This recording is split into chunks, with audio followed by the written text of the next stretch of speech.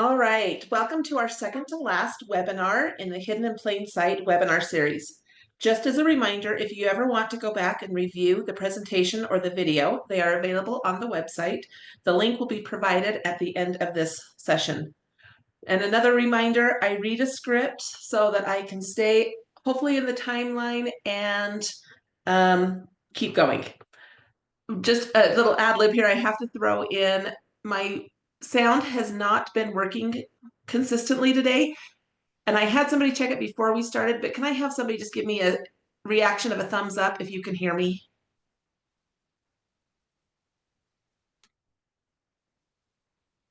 All right, thank you. So today we're going to be talking about things that are considered legal, whether that be prescription, over-the-counter, or other regulated substances. These will be our main talking points for today. We will discuss prescription medications, over-the-counter substances, inhalers and inhalants, which are two different things, and why teens are using these types of substances to get high. This is my disclaimer. There are a lot of technical and scientific words that I cannot say. I will try to roll them off my tongue like this weatherman does here in just a minute for this ridiculously long town name. Now today we had a big contrast in temperature across the UK, just 12 degrees over coastal parts of eastern England with cloudy skies, but in the sunshine in northwest Wales at RAF Mona, just up the road from Llanfair Pwllgwyn, Gellgorgera Chwindrobwll, Llantysilio Gogolgoch, the temperature got to 21 Celsius, that's 70 in Fahrenheit. I will stumble through some of them. I will do my best, but here's just a hint of how I struggle. I can't even say I just end up saying Tylenol. So please bear with me through this one. The National Center for Drug Abuse Statistics, the NCDAS, says prescription drug abuse is insidious and widely misunderstood. Young adults are the heaviest users, but older and elderly patients are at a heightened risk of misuse and addiction.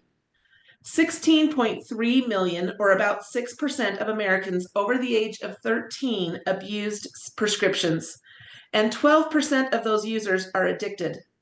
Nearly 82%, or 4 out of 5 pharmacy-filled prescriptions, are opioids.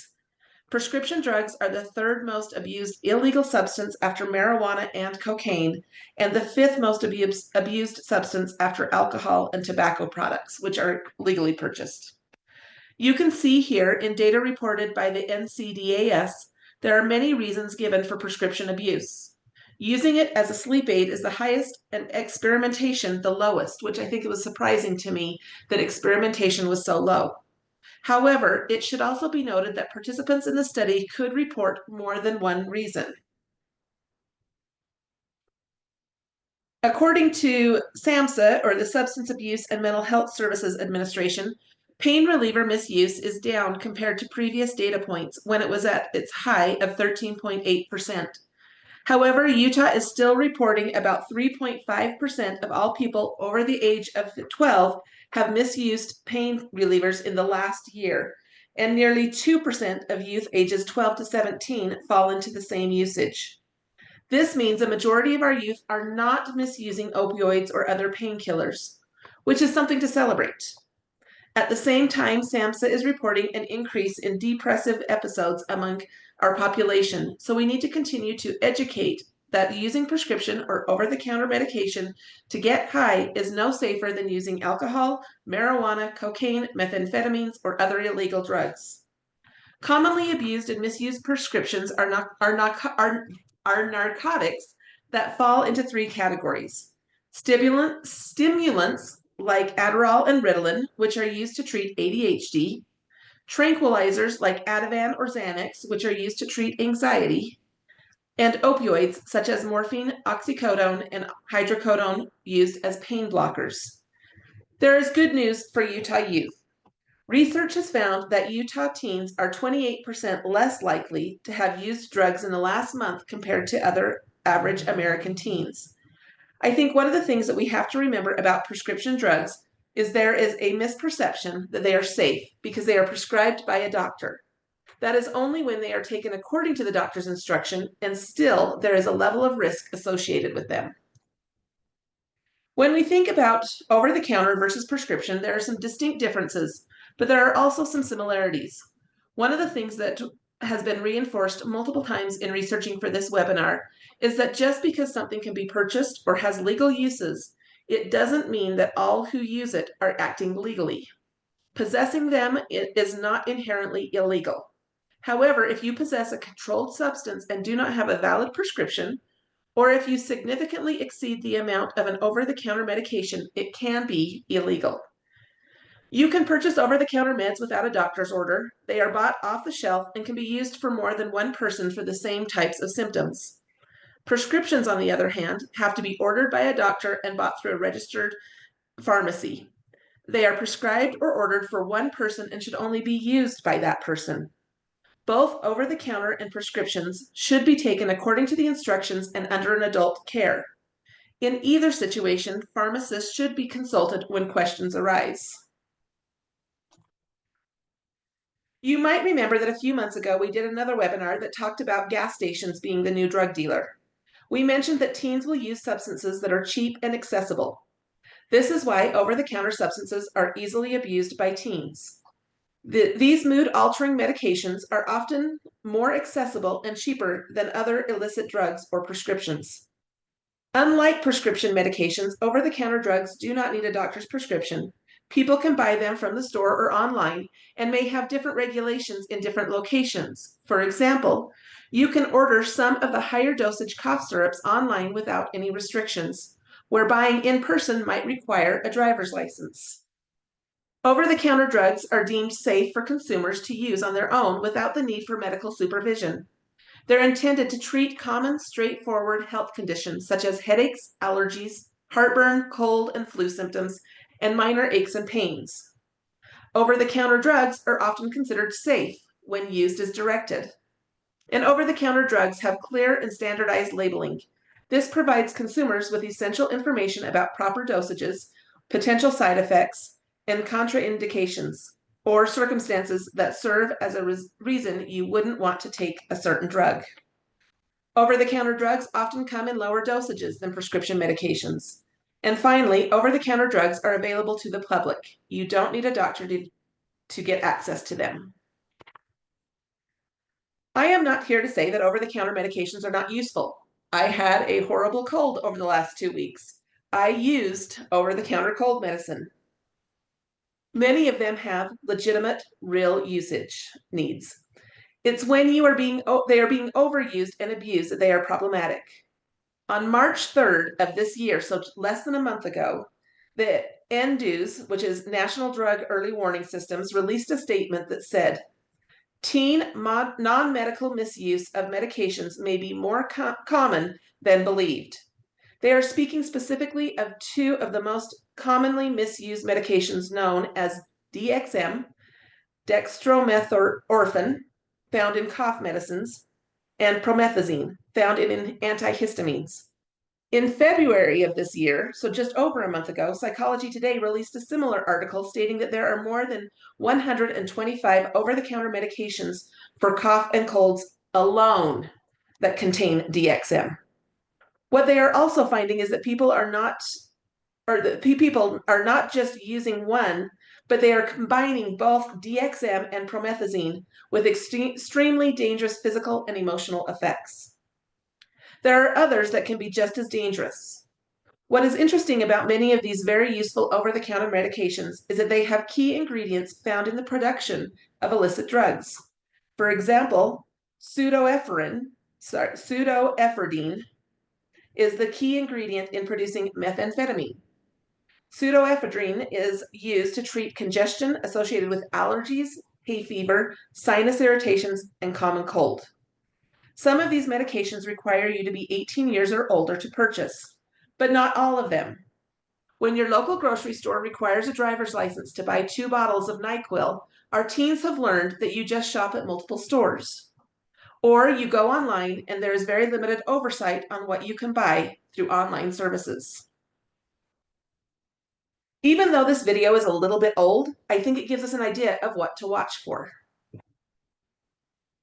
Still more new this morning. A local health expert's warning about the over-the-counter drugs people may be using. A toxicologist says people are putting themselves in danger by using common medicines to get high or to self-treat opioid withdrawal.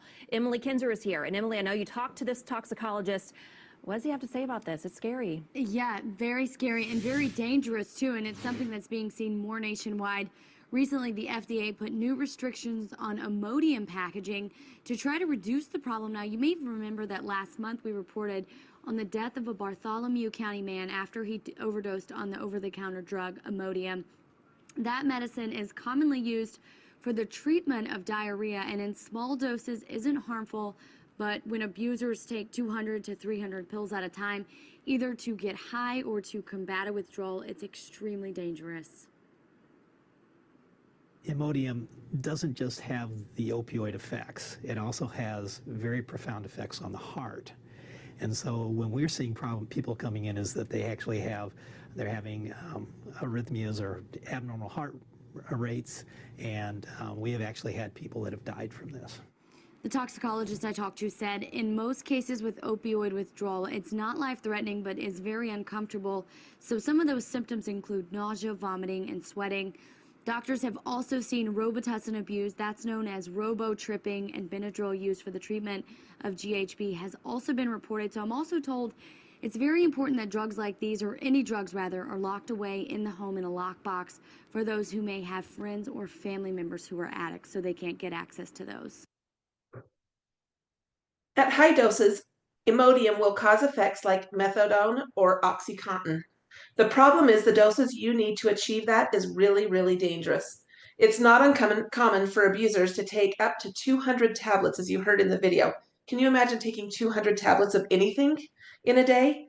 It's the sort of thing that people can do for weeks or months at a time with no symptoms at all. Then suddenly they drop dead. People abusing this drug will put a few hundred pills in a blender, make a smoothie, and drink it. That's especially dangerous when you absorb the drug so quickly. Still more new. With weather changing, we might start to see an increase of inhalers.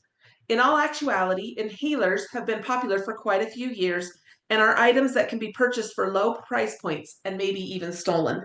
They are easily purchased online through Amazon. I did a quick search and I was able to find all sorts of these things, all of the things that I'm talking about today, on Amazon at a good price point and delivered to my house tomorrow.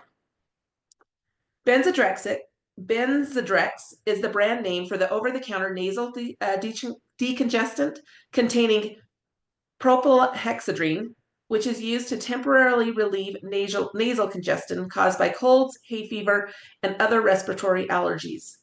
The FDA warns that the abuse and misuse of propylhexedrine can lead to serious harm, including heart and mental health problems, fast or abnormal heart rhythm, and high blood pressure. Some drug seekers will use menthol inhalers to bump up the high of street drugs.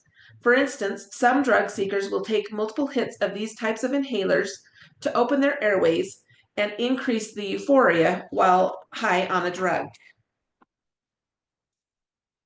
The next one is something that goes back many years and is making a resurgence. You might hear it called snorting, bagging, whippet, or huffing. We are talking about inhalants.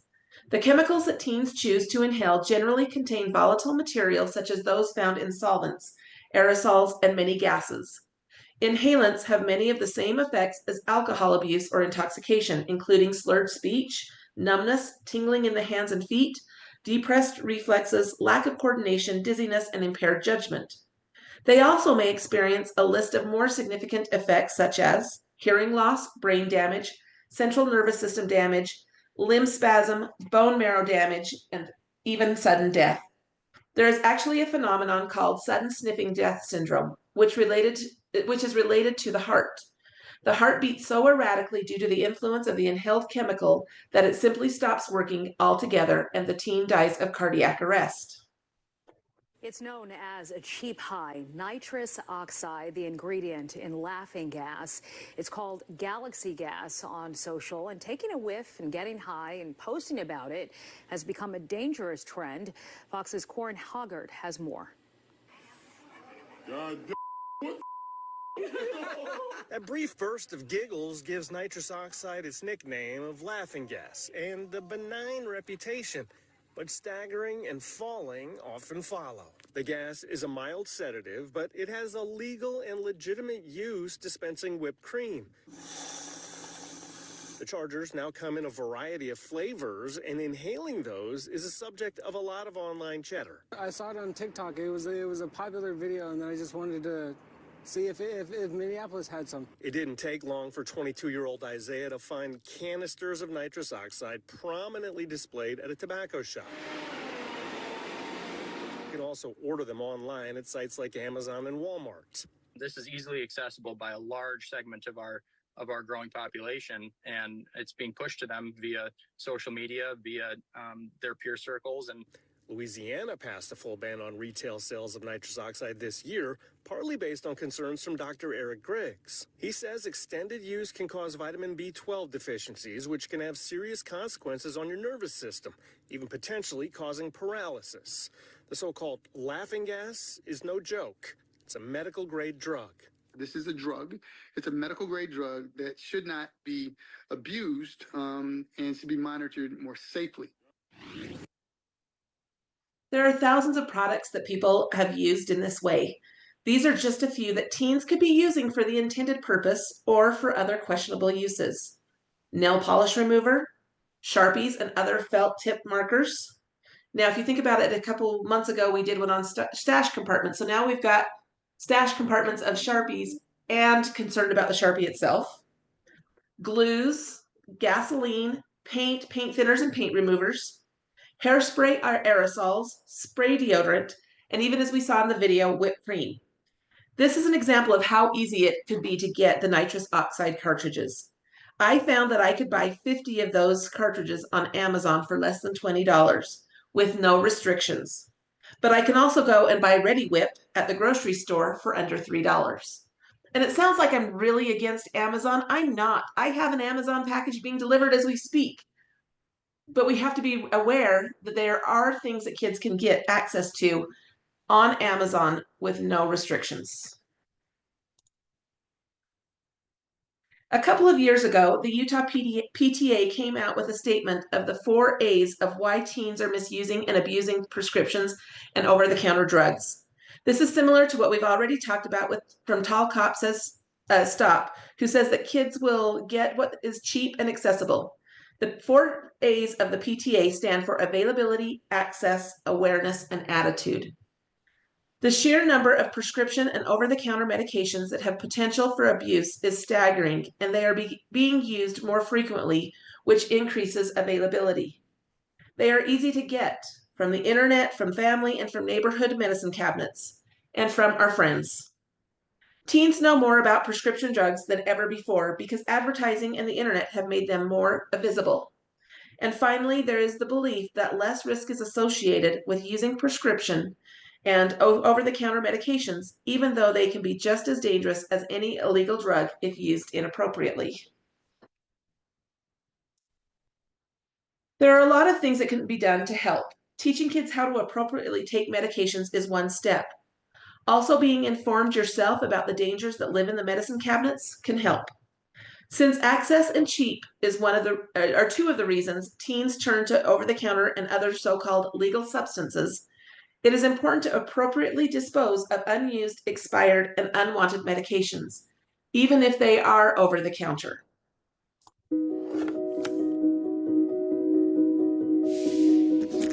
Unused medicines can spell many things. Risk, if they're taken by someone they weren't prescribed for. Harm, if accidentally taken by a child or pet. Danger, or even death, if not used as directed. Unused or expired medicines may be hiding right in your home, in bathrooms, kitchens, bedrooms, purses, and anywhere you store medicines. So why put your family at risk? Safely dispose of unused or expired medicines before they can do harm. There are many ways to get rid of them. The best option is to find a drug take-back location. This could be a local pharmacy or a police station. These take-back locations may offer on-site medicine drop-off boxes, mail-back programs, or in-home disposal products. DEA's webpage can help you find a take-back location near you. Just enter your zip code. If you don't have a drug take-back location near you, check the FDA's flush list to see if your medicine is on it. Medicines on the flush list may be especially dangerous with just one dose if they're taken by children, pets, or others in your home. Flushing certain types of medicines, such as opioids, helps keep everyone safe by making sure these powerful drugs are not accidentally or intentionally swallowed, touched, or misused. Remember, don't flush any medicine unless it is on the flush list. If you don't have a drug take-back location nearby and your medicine is not on the flush list, you can dispose of it in the trash. For medicines you dispose of in the trash, FDA recommends that you mix them with an unappealing substance, such as dirt, cat litter, or used coffee grounds. Don't crush pills. Then, place the mixture in a sealed plastic bag before throwing it away. Scratch out personal information from the prescription label on the empty packaging. For complete details and instructions on safe medicine disposal, visit www.fda.gov/drug disposal.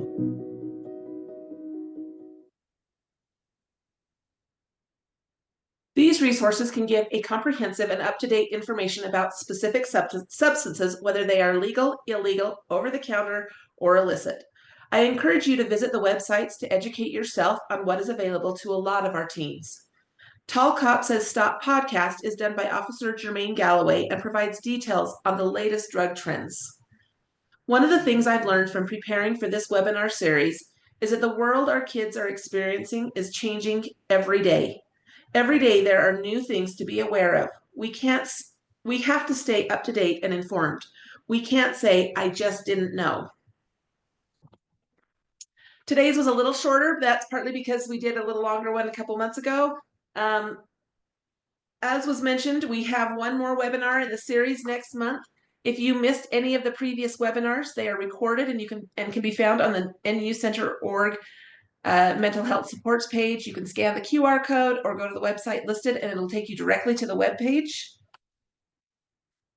And just a final reminder that if you have an educator license and want relicensure hours, you need to complete the form for each webinar you watch. I'll be inputting participation at the end of May, and each session equates to 30 minutes as recorded on the form. So if you have watched and filled out the form 4 times, you'll get 2 hours worth of relicensure. And with that, thank you for participating in the series. I hope there was something that was of value to you today, that you had some information that maybe you can share with somebody else or will help you in your work or at home. Thank you.